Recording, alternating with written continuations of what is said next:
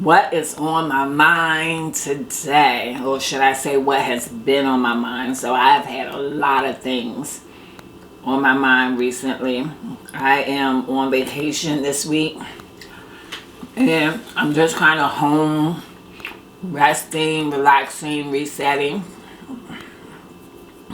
Every now and again, you got to take a hard reset, right? You just got to take a break from everything and just renew yourself and start over, or find a new starting point or a new beginning.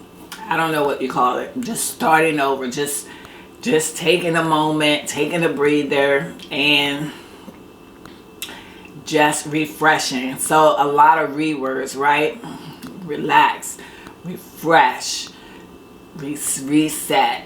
Anywhere you go, get it on. Anywhere you say, anywhere. I have been journaling, and I started out journaling about some old relationships, right? Because there was a recent incident with an ex that really hurt my feelings, and I, for whatever reason, thought that I would maybe go back in time and just see how these relationships have affected me. And then, I made a couple of journal entries, and then sort of like maybe 3 journal entries, and I decided, you know what? I know how these relationships have affected me. There's no reason, no need for me to write about them. So I tore those pages out of my journal and I started over. I decided that I was going to journal, but I was going to journal from a place of love for myself. Just talk about the things that made me happy, the things that made me sad, the things that, I had questions about, and needed answers for. Just to kind of nurture the self within. And the reason for that is because I felt like,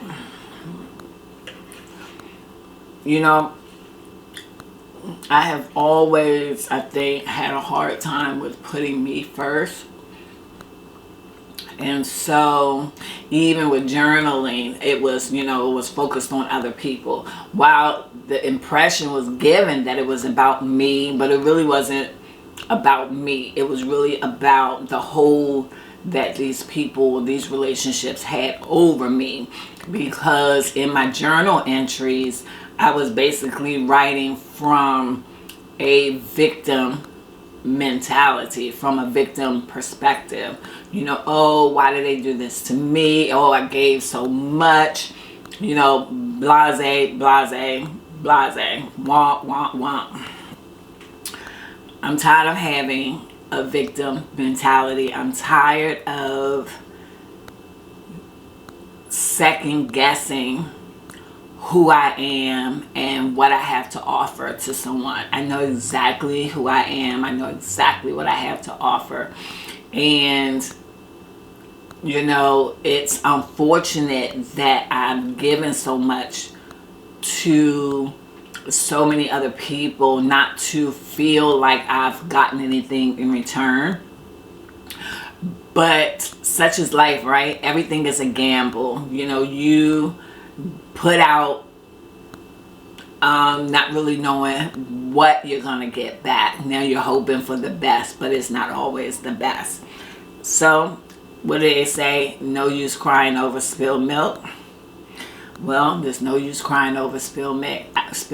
I know for certain that I am a good person. I know for certain that I have given a lot to people in my life, to my relationships, to my friends, to people in my workplace and other avenues of life that I have invested myself in. it is what it is. The lesson in all of that is you don't want to put out with the expectation of getting things back. You want things back for sure, but don't misunderstand what I'm saying. So there are people in this world who only do because they want that same thing back.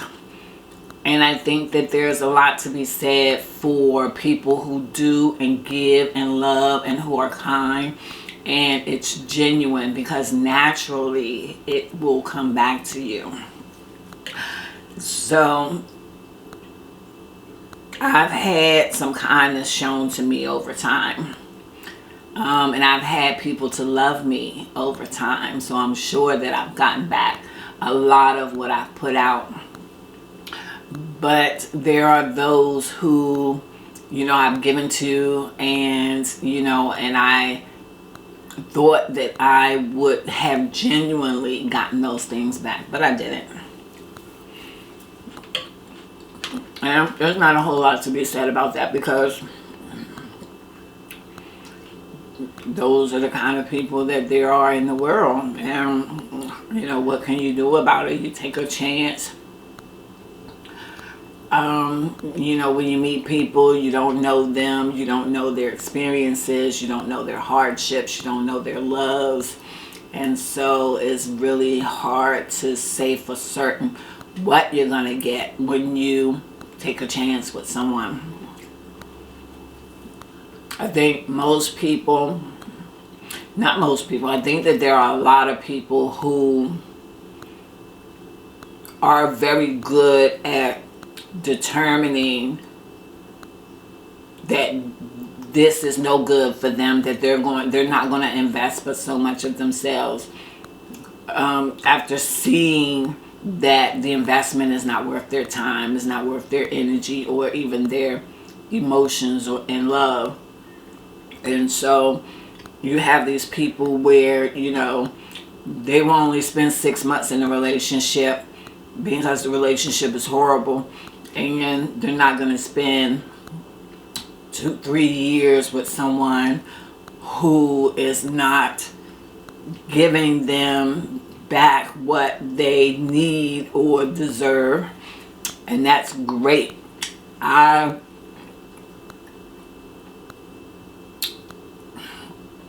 am not that person.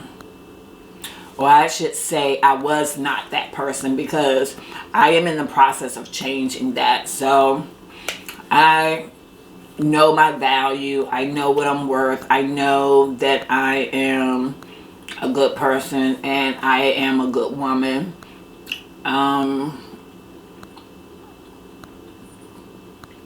But I have made a lot of mistakes. I did not love myself the way that I should have. And I subjected myself to a lot of things that I should not have.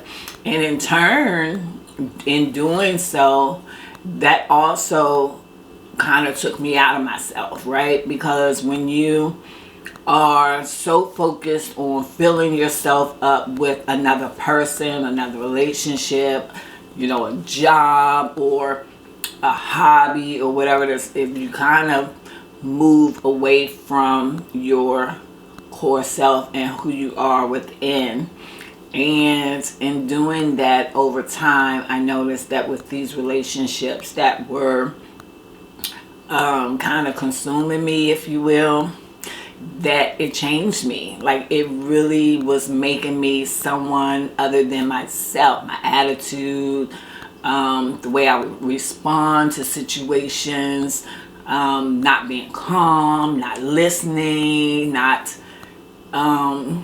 doing things out of love, and just kind of, it took me way out of myself. So I'm glad to be getting back to who I am, and this has been a journey, I think, that I have been on probably for the last 10 years, and it has taken me 10 years to really come into a full understanding of the process and what's needed, and and how I need to look at things and how I need to approach things and just how I need to kind of not care about a lot of the things I think that I cared about in the past, the way people saw me, the way people thought of me, the way people,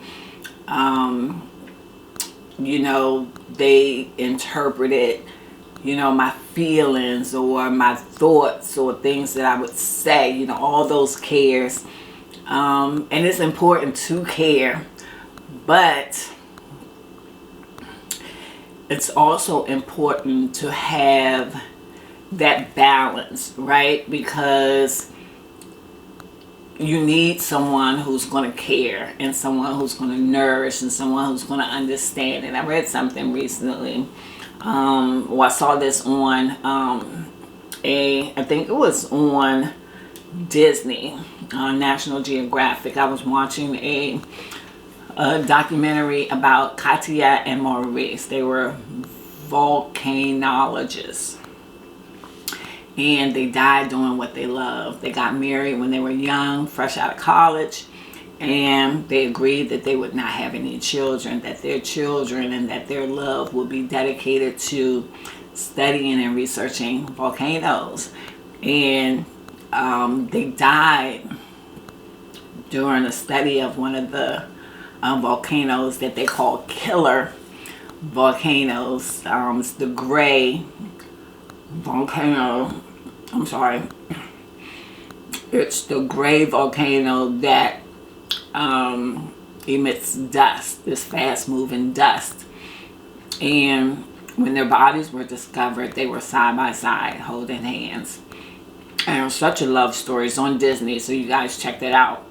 But one of the things that it said during the movie, and I can't remember exactly the point that it was making, but it said understanding is the other word for love. And I just love that, because you know what? As you move throughout life and as you give yourself to your friends, your coworkers, your family, your lovers, partners, there is a lot to be understood. And if a person is not willing to take that time to understand, then in my opinion, it also says that they're not invested, right? So when you're investing yourself in someone, it's because you're willing to get to know them and to understand why they do the things that they do, why they are the way that they are, why they maneuver and come and go and say and feel and all these different things, right? I just love that. Understanding is the other word for love. Anywhere you go.